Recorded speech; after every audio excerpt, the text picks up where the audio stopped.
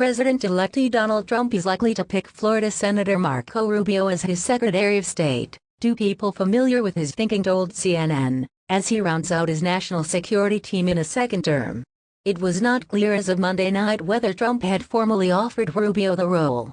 As of the morning, one of the sources said, the belief was that Trump was leaning toward Rick Grenell, but over the course of the day, he shifted his preference to Rubio after a number of calls and conversations with allies of the Florida senator.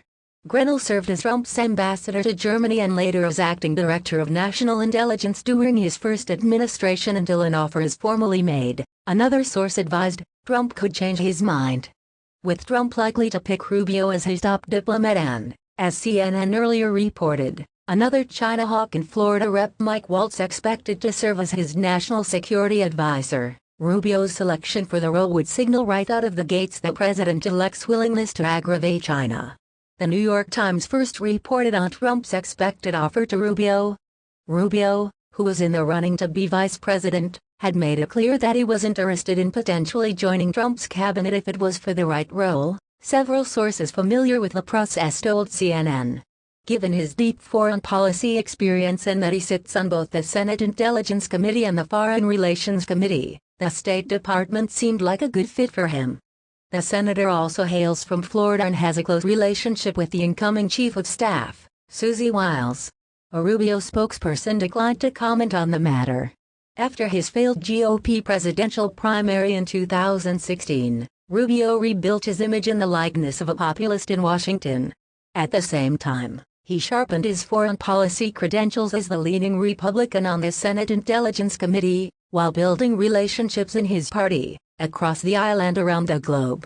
He has used his perch as the top Republican on the Senate Intelligence Committee to take on China, introducing legislation that would block tax credits for electric vehicle batteries produced using Chinese technology and grilling the FBI director on Beijing's influence over TikTok.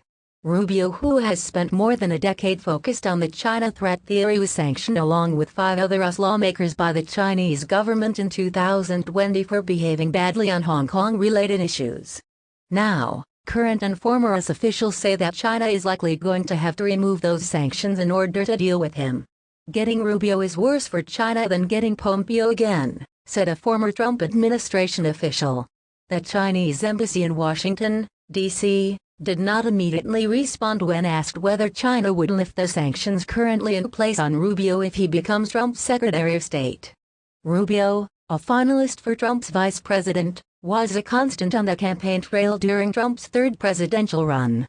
In 2016, Rubio and Trump's relationship seemed it may be beyond repair when in the closing days of his campaign, Rubio publicly attacked Trump, saying he wasn't going to make America great. He's gonna make America orange, mocking the size of Trump's hands and calling him a con artist vying to take over the Republican Party. But since, Rubio and Trump's relationship has not only thawed, it has strengthened.